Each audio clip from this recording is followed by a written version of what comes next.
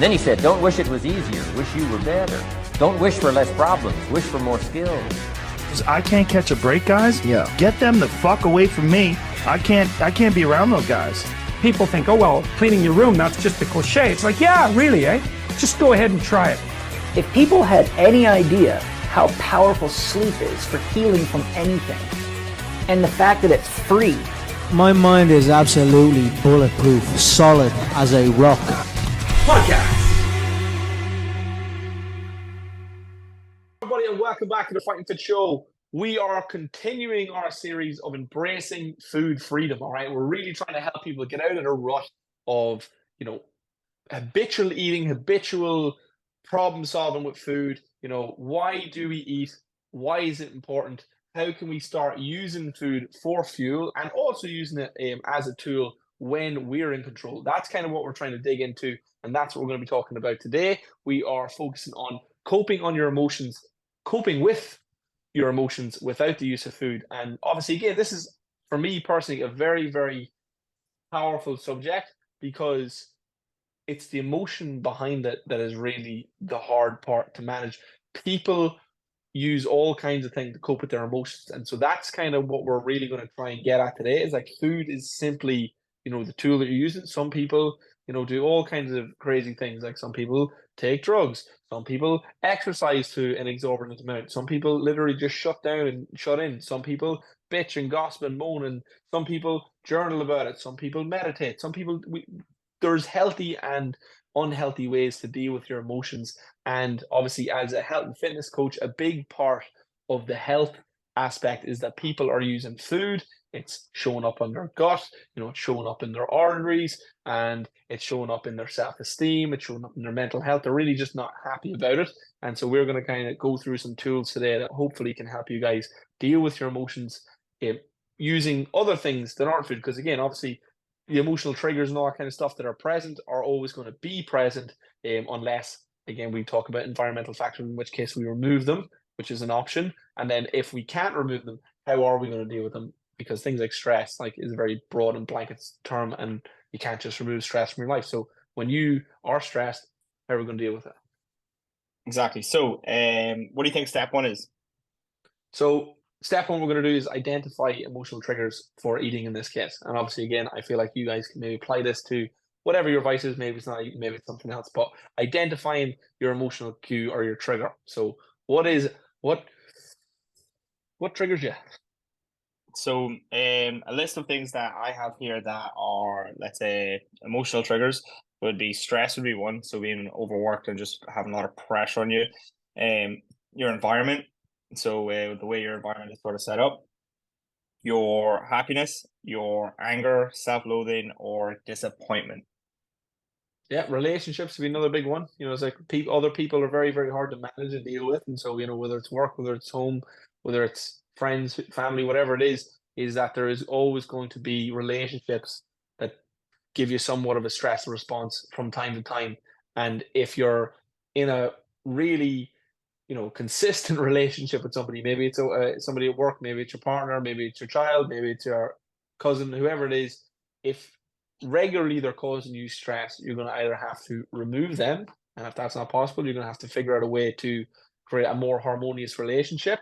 Or in the meantime, how do you respond to that stress? Because maybe you can't fix them, maybe there's no fixing them, and maybe there's no getting rid of them. All right, let's say you work there, you love your job, it's just one person, and they're absolutely grinding your gear.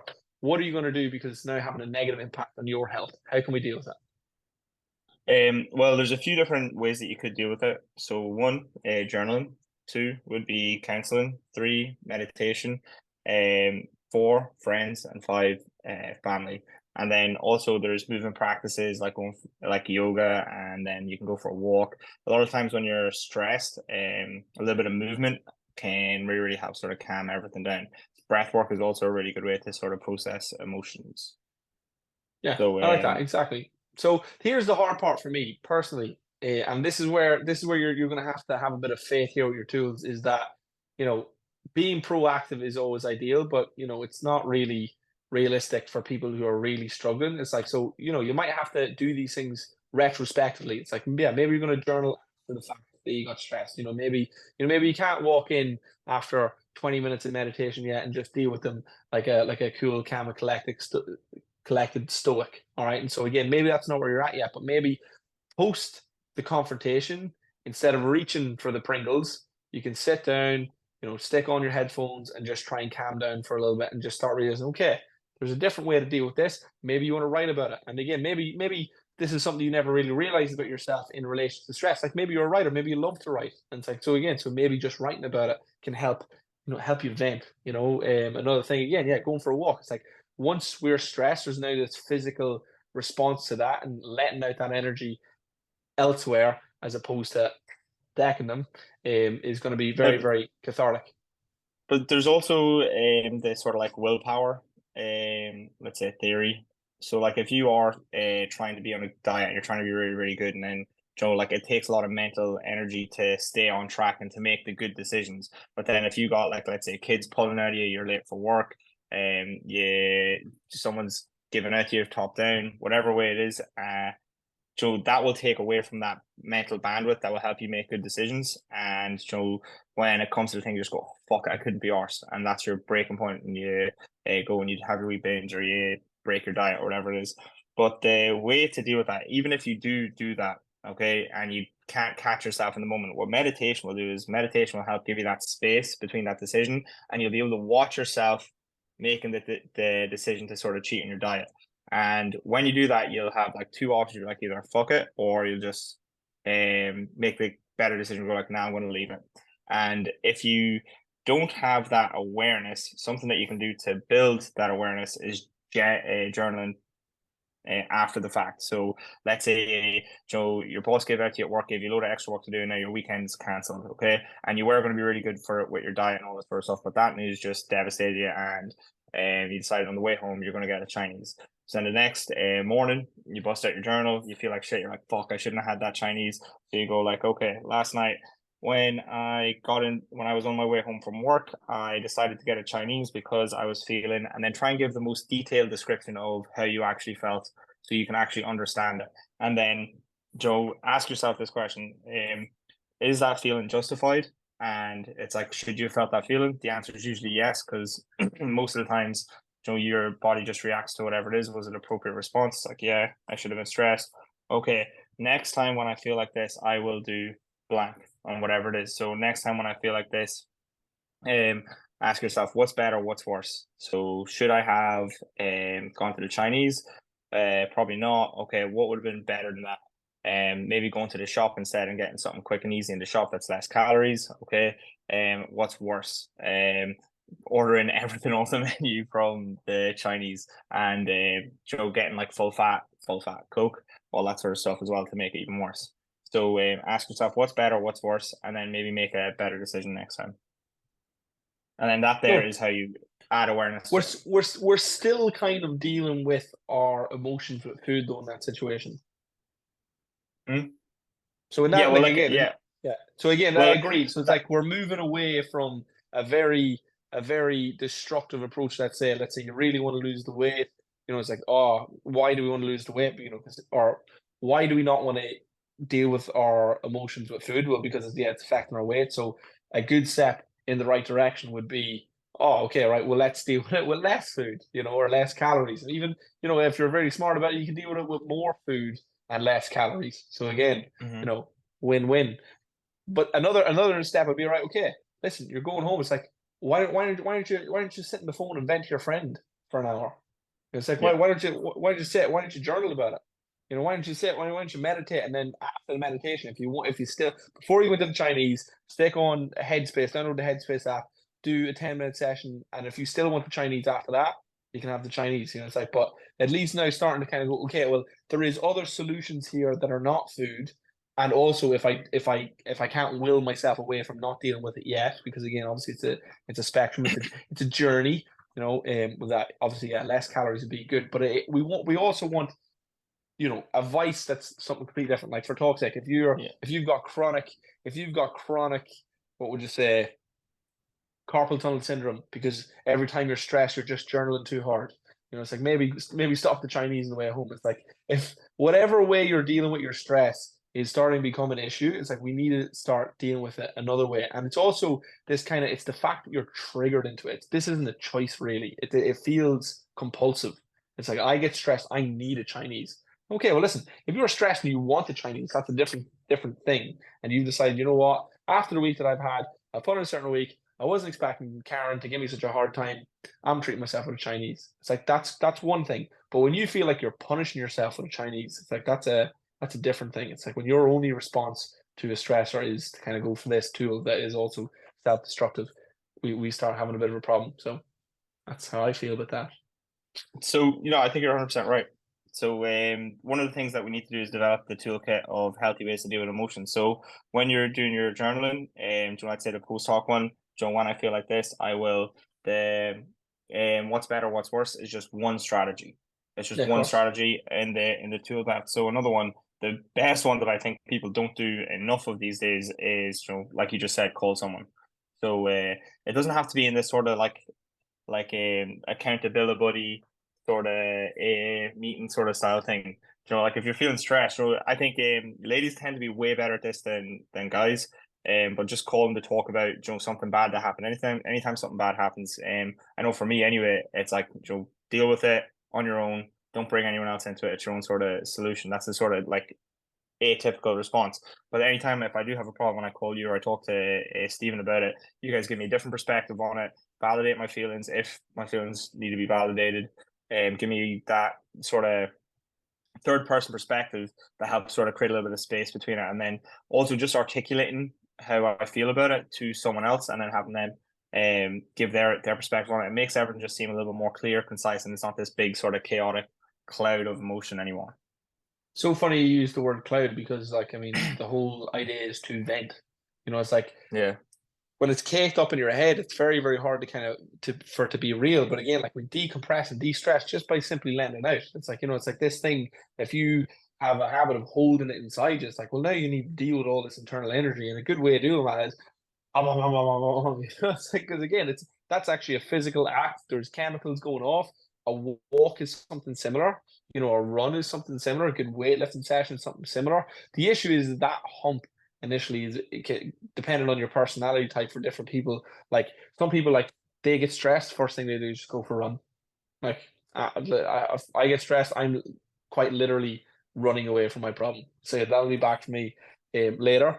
Another thing, like for me, it's so funny when you said that, is that like when I get problems, I'm like just like you. It's like I just deal with it internally. But something as you're saying that really highlights for me is like, unless the problem's big enough, in which case I'm straight on the phone. Like it's like, but once the problem gets a certain big, I'm like, I need to call someone. Like I can't do this by myself. It's like, which is really and sorry, go on. What I was going to say is that, like, on that, see where you're like, unless the problem's big enough, and sometimes, because maybe you have like a bit of a food addiction or something like that, there, you might backwards rationalize, that like, oh, the problem's not that big, and I'm going to sabotage my diet anyway. And like, if it depends on how serious you're committed at, let's say, the start of your journey.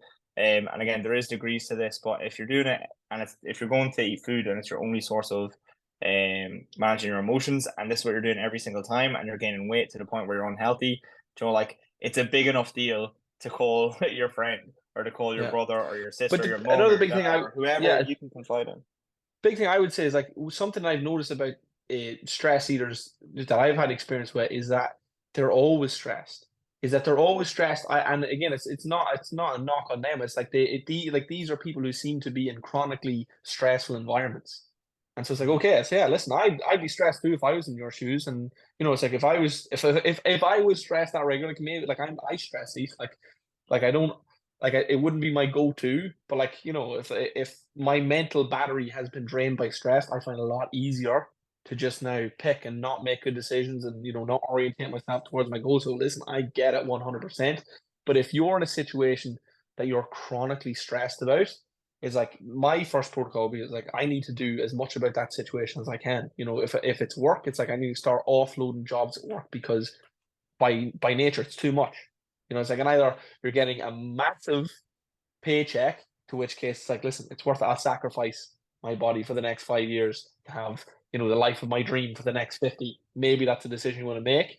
But it's like if you're literally just a cog in a wheel and you're stuck and they just are grinding and putting the pressure on you and it's affecting your health and it's affecting your mental health, and there's, you're constantly stressed and doesn't feel like there's anything you can do about it. It's like I would start trying to break down that problem piece by piece and going, right, what's the first step to getting me a little bit more like a mental aid station, because there's literally nothing here that I can do with this current situation without being stressed. So I need to start changing that situation. Does that make sense?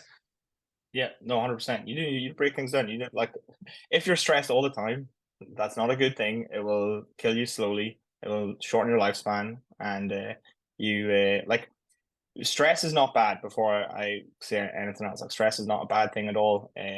But you need appropriate doses of it. Like, the dosage is important. If you are chronically stressed, you have no time to recover from that stress, and you're just basically debilitating yourself the whole time.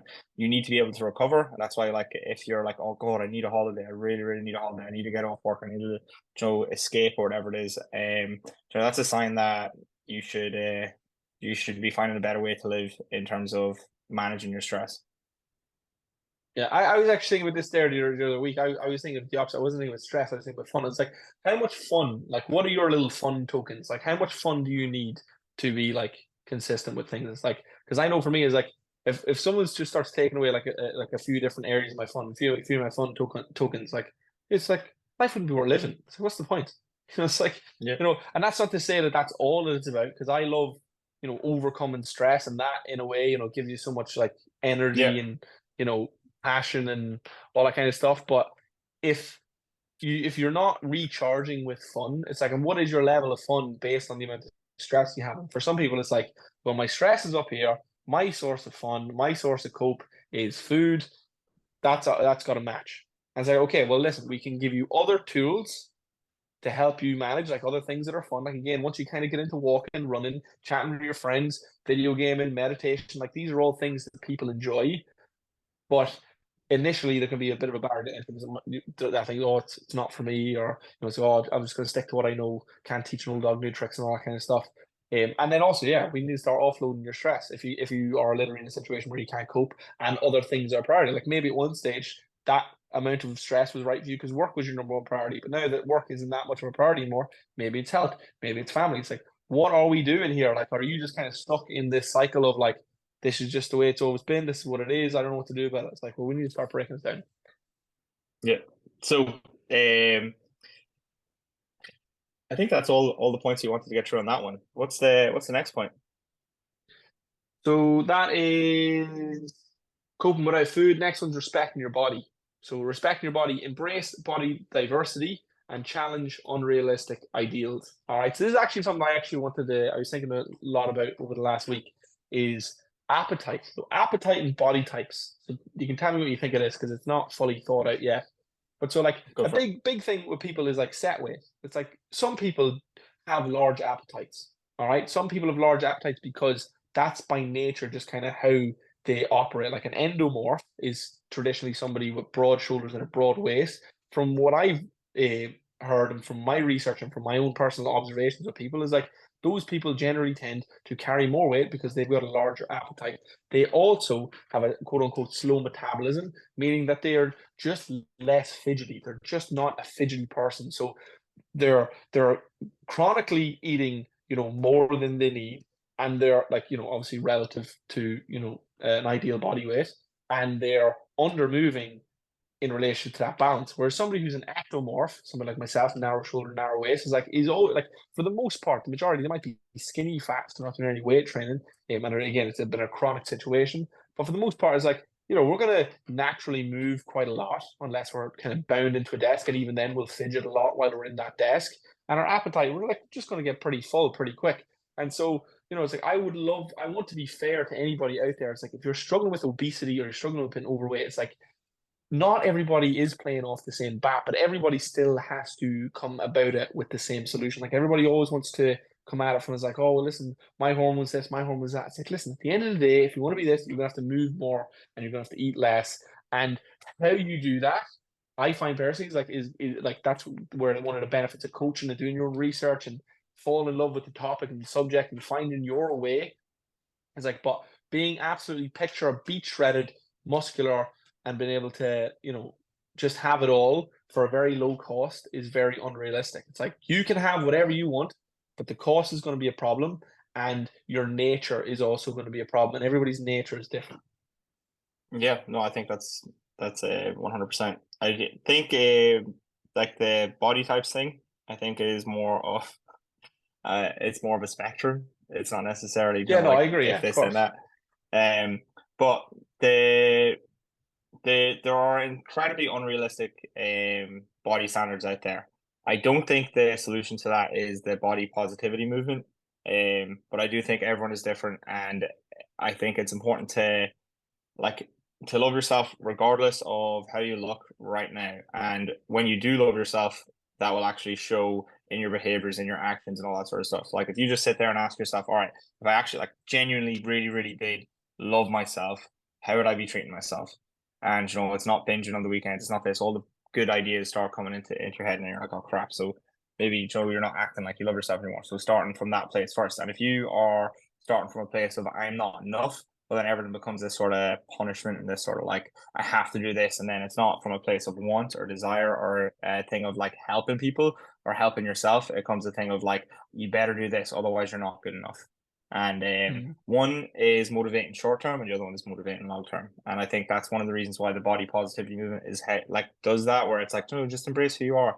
You know, fitness is for all shapes, which it actually is. It is for all shapes, and there's loads of different kinds of fitness, and there's loads of different things, and people respect people from loads of different areas. One of the coolest things that I see online is bodybuilders, hanging out with like powerlifters, and the powerlifters, if we're being honest, like don't look the best most of the time. And the bodybuilders are all in like peak, let's say aesthetic appearance. And like one is blown away by the other, and the other is blown away by the other because one has incredible strength and the other one looks unbelievable. So, but both of those things, like let's say the bodybuilding sort of standard, to get there, it requires a good bit of dedication, requires a good bit of knowledge and nutrition, and it requires a commitment. And if you are living a life where that it's not a big priority for you, well, it's like it might be okay for you to settle with a body that's not, like Zac Efron's and what do you call it? Baywatch. Baywatch, yeah. So Yeah, no, I agree. That's a really good point. It's like this is it. It's like, listen, you can have the body of your dreams if you want. It's like, but at the same time, it's like it's gonna cost. It might cost you everything. It might cost you everything that you love. And yeah, that's a hard situation to weigh up. And also, initially, you might not have the skills to get it, or the habits, or the discipline. And it's an absolute journey of you to get this thing. Same way as I said, listen, you can have the car of your dreams as well if you want. You can have the house of your dreams. You can do whatever you want. But all those little corners of coziness and comfort is like it's not there. You know, it's like that's not where it is, and you're gonna have to put your hand on your back and force yourself to do the things that you don't want to do in order to get it. And again, this is a spectrum. It's like, listen, if you're not doing it all, that doesn't mean you're terrible. It's like if you're literally just doing a little bit more, it's like, yeah, you should appreciate that. You should be grateful that you have, today you've got the breath in your lungs, you've got the money in your pocket, you've got the skills and resources and stuff that you have today, because you can only be grateful for what you have. And if we keep looking forward as to what you want, it's like, yes, it can be, motivating, but it can also be demotivating and demoralizing if you feel like the gap is too big. And so, we have to look far enough ahead that we're getting pushed outside our comfort zone, but not too far ahead that it's like, okay, well, now it's overwhelming. We have to be grateful and thankful for what we have, to the point where we've got a little bit of energy and we're staying away from, self-resentment. But also, we have to understand that we're not all we could be, and we need to change in order to understand it's like, right, I'm not good enough to be who I want to be right now. I think maybe throwing in a little bit of CBT here. I think a better way to phrase it, instead of being like I'm not good enough now, is like more like I have so much potential. You have so much. I have so much potential. Like because that whole thing, like I'm not good enough right now. I think it's like nah, like you are, but if you want, it's a bad frame. It's a bad frame, but like you have potential and you want to fulfill that potential, and I think that is far more hopeful and optimistic than the other one, and in turn more motivating. Now there is a whole, like the grind set mentality I see online sometimes, where it's like what did you say? Grind set. The grind so like set, mindset, but it's like I just work hustle all the time. Like I was in that sort of zone, but it was like your evil anime character arc, where you just put the hoodie on, you're in the gym and you're that guy with the hoodie and no one talks and all this. It's really lonely and you're like it's kind of cringe. But I think the best way to get away from that, actually, first, let's say challenge the unrealistic ideals. Okay, I think we should do that now as coaches. Okay, what are the unrealistic ideals? Joe, you're fighting against Photoshop. You're fighting against perfect lighting. You're fighting against steroid usage for girls as well. You're fighting against really, really restricted eating practices, and you're fighting with like an incredible amount of devotion and determination as well, and maybe even someone who has the Also, the pump and the pose. Don't forget about the pump and the pose. Yeah, You pump know, and it's the pose as well. like what I look like now. If I just took my top off, I'm not gonna calm down. All right, what I look like now, my top off, is completely different than if I was to literally do 15 minutes of heavy weight training, or maybe not even heavy weight training, like moderate weight training, light weight training, high reps, get the pump, and then Just do a few push-ups. and then pose well. Like, not because then there's posing, and then there's posing even better, like an understanding and having a good mind muscle connection. It's like, and then like, the angle of the camera, and then the lighting, and then Yeah. the touch-ups, and then the filters. and then if you want to like, Photoshop, then again, yeah, 100%. It's like that's what you're seeing. It's like go to the beach, like go to the beach, and you will see maybe one guy or one girl that looks like that, and the rest of the people who maybe even if you've seen them on social media, it's like don't look like that right now, you know. And if they did look like that, it's like I've looked certain ways on social media at one stage or another, and you know, a couple of weeks, a couple of days later, it's like you don't look like that anymore because again, we're all going through this state of fluctuation now. Another unrealistic standard to have, what Chris kind of said with this body positivity movement, is like glorifying obesity or even being overweight is like and saying, listen, do you boo boo? It's like, listen, I will always encourage people to be healthy. And sometimes in people's effort to become healthy, they take on unrealistic and unhealthy mindset. So if you're overweight and you think just cut everything, like that to me is an idea. That's unhealthy. But to say, hey, listen, you're overweight, you know, and you don't have to do anything about it, that's also unrealistic and unhealthy too. So it's like it swings both ways. Exactly. So the solution, one of the solutions to that is to shift your focus from appearance to overall well-being. So what does that mean? What does it even mean to shift your focus from appearance to overall well-being? So first off, you have to understand what like bad well-being is and what good well-being is. And well-being can be, it's kind of weird to define, but it's like your overall sense of like, you know, just like contentment with who you are, where you're at, and if you feel good in general. Now, a good way to put it is like, hey, how do you feel today? I feel great. I feel really good. It's like that's your well-being. It's like if so people keep asking, it's like, oh, hey, how you doing today? And you're like, oh, I'm all right. It's like, you know, it's like that's if that's your answer every time, it's like it's probably not great. It's like if somebody asks you, hey, how you doing? And you just want to answer, I'm fucking ready to collapse. You know, it's like it's probably not great. And again, you could be absolutely shredded, and that could be completely possible. You know, it's like you could be really overweight, and there's a chance. You know, it's like if everything else is going really well for you, and you've got a good balanced mindset, it's like, listen, you could be doing on top of the world. And that can change from day to day. Actually, here's one of the points. Okay, so see if you're the fat guy on the cover of Men's Health magazine, being like, I'm healthy, my well-being's good, blah blah blah blah blah. You know, like if that is true, and you know you're happy with your body shape, you have got a person who loves you, and so you feel good about yourself. Like there's no need to go on this mad drastic diet to start like cutting everything out. Like, could you be healthier and could you feel better? Maybe, but if you feel really, really good and you're happy with where you're at, you know, like what can you do? Or like, do you encounter problems where you know, you get tired going up the stairs? Well, then like that's like a negative point on like your overall well-being. Like you shouldn't be chronically tired. That's a thing for well-being. So number one, you have energy. Not you don't have to be bloody like on like crystal meth where you're like wired to the moon, cleaning your house from fucking 6 o'clock in the morning up to 12 o'clock at night and just go, go, go, go. But like you should have energy for your day to day.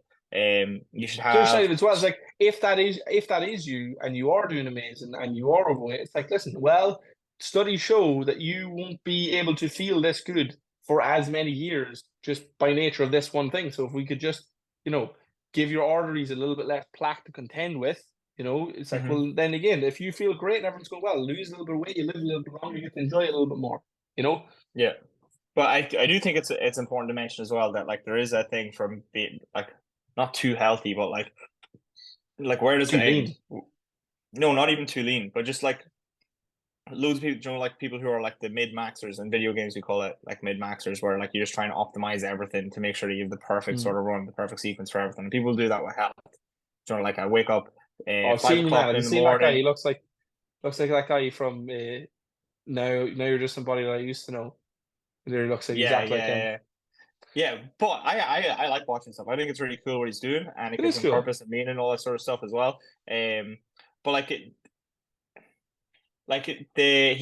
doing some pretty good work actually. It's you should look at him in Oh terms of no, anti-aging no, also. He's doing some crazy stuff as well. He's doing some crazy stuff as well. Like he's taking the blood of his son and using that. Yes, and he's using that to help basically rejuvenate him and give him basically like the age of a 16-year-old or something like that there, or like the metabolic age of a 16-year-old.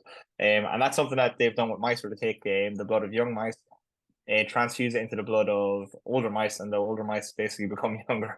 It's mad. and vice versa. Yeah, and vice versa, which is pretty crazy. There is a lot of stuff that going into anti-aging and stuff like that. And one of the guys that I'm listening to seems super plausible. His name's David Sinclair. He's doing lots of research on NMN and NADP. Is it? I think it is NMN and NAD. These are basically like molecules, and they're super simple molecules that are used in the body for creating energy in the is it Krebs cycle? I think. Anyway, anti-aging, we could be one of the first generations to live for super extended periods of time if we sort this part out. But I don't know if it's true or not. Oh, Anyway, back to overall optimizing your health for well-being. Going to bed on time is really important. You'll wake up, you'll have more energy. If you don't overeat loads, you'll have a little bit more energy after meals. You won't have those like big slumps. If you look and feel great, if you look in the mirror and you don't feel shame and guilt, that's a really good sign. If you've got good, healthy connections with your friends and family, if you're moving pretty regularly and you're confident in your ability to move, that's another really good sign that your overall well-being is good. And if Joe, you're going to bed content at night, looking for a nice rest to feel well rested for the next day, and you're optimistic about the next day, that's a really good sign that your well-being is good. yeah, and so just kind of on top of that, and our next point is that it's like, a big part of your well-being is self-care. It's like, so gratitude and self-care. It's like your well-being is going to like is going to be dictated primarily by the self-care. It's like, are you looking after yourself? It's like if you're not looking after yourself, it's like the chances of you having, some good well-being, it's like you either have some pretty obsessed parents who just will not stop and are dedicated to you and your well-being, or it's like maybe you were fortunate and had good self-care practices ingrained in you. And it's like, or again, maybe you're somebody who just hasn't, it's maybe nobody really looked after you, maybe nobody passed on those habits. Maybe you went on a self-destructive tear permanently or purposefully and now have bad habits ingrained in terms of your self-care. But being grateful and really understanding the opportunity that we have as human beings here every day, taking a big deep breath, having the family you have, having the friends you have, having the opportunities you have, it's like is really an amazing opportunity if we step back and look at it, which is very easy to not do. And if you really truly have gratitude for that, you will see yourself as valuable, see yourself as important, and want to look after yourself. It's like, you can give two people a Ferrari, one person can run it off a bridge, another person will probably never even drive it because they're just polishing it all the time. And again, I like to be the man in the middle there. This is it. Yeah, this is it. It's like, listen, a wee scratch after about 20 years probably isn't the worst thing in the world, but you don't really go out and scratching up the first fucking day because you just have no rules, regulations. And again, if you had somebody like a dad in that situation, maybe a mom, but in that situation who looked after cars, it's like, and you watch them and watch how they looked after their car, it's like you'd pick up those habits and you'd understand. So, oh, this is what good care looks like for a car. They'd have tips and tricks and be able to teach you that their, tips and tricks from their mistakes. It's like stuff like that is insanely valuable. But, it's like you could also have that and just take it for granted. And so again, we have to learn to take care of ourselves. Some of the things that we talked about is like, good nutrition, not great nutrition. It doesn't have to be perfect. All right. It can be perfect, but it doesn't have to be. Good sleep doesn't have to be perfect. It's ideal if it is like 8 hours, 7 hours, but ideally 8. If anybody listens about why we sleep, Matthew Walker, is it? Yep. Again, it's People like, mentioned it about sleep, 50 times now.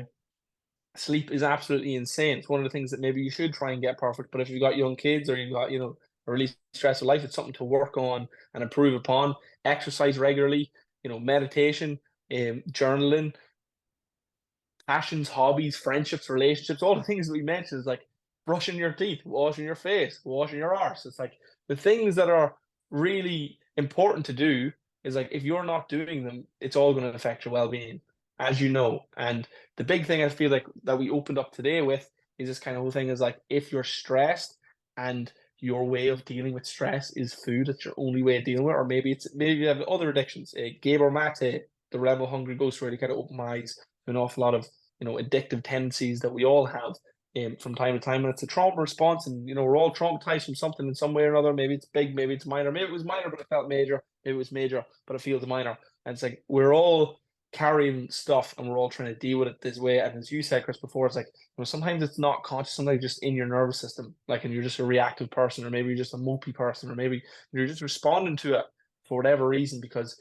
it's kind of carried in you and it's just never really left.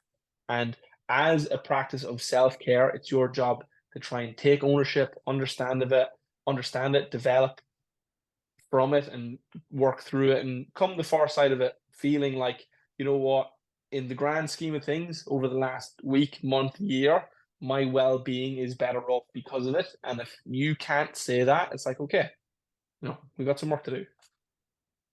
Yeah, no, that's a good way to put a pin in it.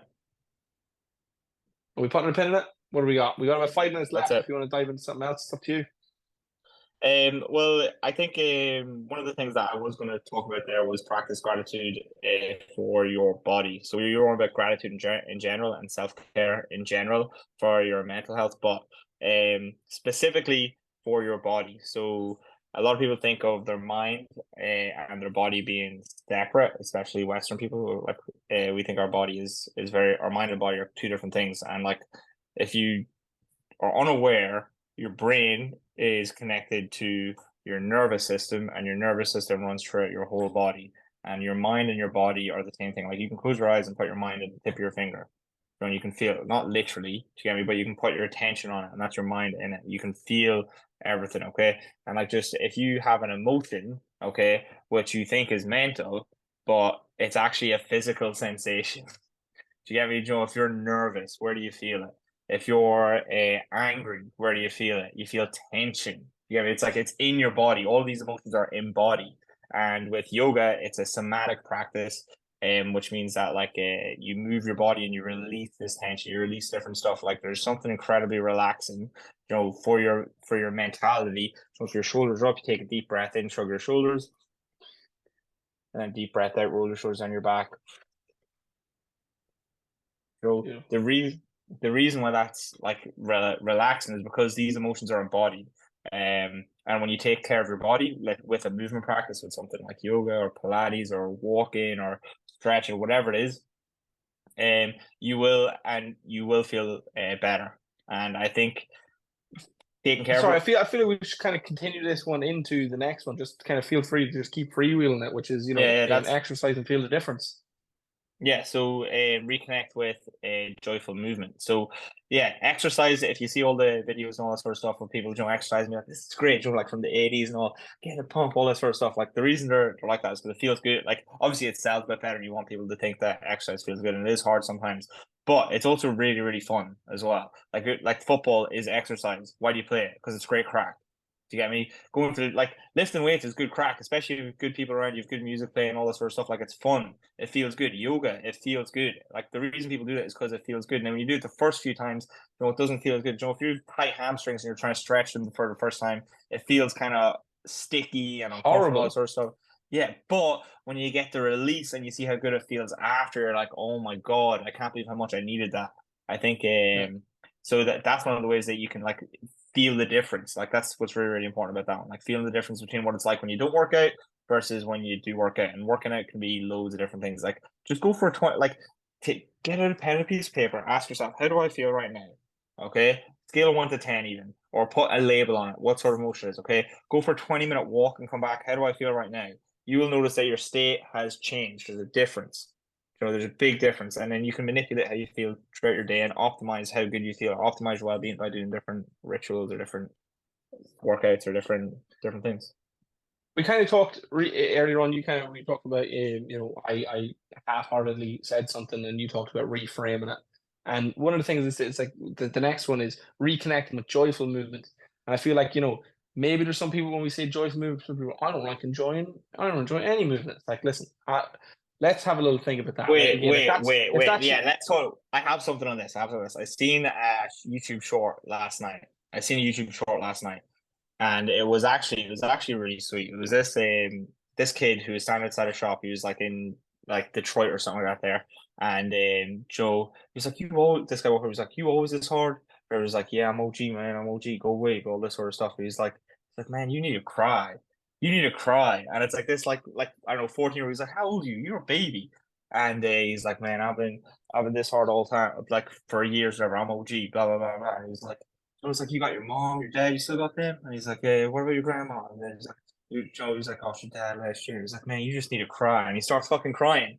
The kid starts crying and he stops this like big, like hard show and all this sort of stuff. And like, he wasn't allowing himself to feel this sort of feeling. Like it was a real time sort of thing where someone has this big wall up of emotion. Someone just poked through and then everything sort of came crashing down. The facade was gone, all sort of stuff. So these people are just like all Joe tough, all males, blah, blah, blah, blah. And kind of like, and that's a big part of like the I don't like to move movement is like, it's like, listen, you're not happy in your body because your body doesn't feel well. It's like, and maybe as well, you've been thrown into an environment many times where the movement pace was too much for you. You felt like that was embarrassing. You just decided to opt out. It's like, listen, one of the things that changed my life, and this is after 7-9 years of boxing, like I still didn't feel like I was fit to go for a run. I literally tried to run like 100 meters, and it didn't work out for me because I didn't know how to pace myself. I didn't know how to stick on a pair of earphones, put on some chill music, and just go for a nice little run. You know, it's like I didn't know how to just go for a walk and just enjoy, you know, without earphones. The nature of things, just watching stuff, having a conversation, you know, stuff like that. It's like, you know, a game of ping pong. You know, it's like some people, like me personally, it's like one of the reasons I never really enjoyed football growing up was because I actually was really, really poor at connecting with other lads my age. And it's like, so I didn't like football. It's like, no, it's not, you like football. Nothing wrong with football. Football was just that's why I wasn't good at football. But this is it. It's like you weren't really connecting with the lads and you were afraid to make friends. And oh, listen, that's what that fight was about. Also for me, you know. Another thing, kind of outside that, is like with like soloing a football. It's like one of the reasons why I never got into a football, just playing with a football myself, was because for me to take on soloing, it's like if I wasn't good at it straight away, I wasn't going to try it. Whereas if I had somebody encourage me there, saying, "All right, listen, calm down. Oh, you missed. Ha ha ha! Hilarious. I'm going to do that. I'm going to miss loads." Instead of seeing somebody soloing, they did 100, I did 2. I'm never trying that again. It's like, you know, how you frame things and how you're coming at it is just as important of what you're doing as well. It's like so many people who can't swim. It's like, listen, you can't swim. Maybe you can't swim in 6 feet of water. Maybe you're thrown in one time. You had a terrible experience. It's like, listen, you can swim. You just maybe can't swim very far. And you probably really enjoy knowing that you've got it. Like, oh, I can't swim. Do you mean you're just terrified of the water? Is that reasonable enough to say? It's like, are you really just afraid because you had a bad experience? It's like, you know, whatever it is. It's like I hate the beach because I don't like sand in between my toes. It really just irritates me, to be fair. So again, I feel really guilty about not liking the beach. Everyone's like, "Oh, let's go to the beach." I'm like, I don't really want to. I hate the beach. I hate the beach. That's not because I don't like connecting with the crabs. It's just the sand. To be fair, get me a sandless beach and I'll go.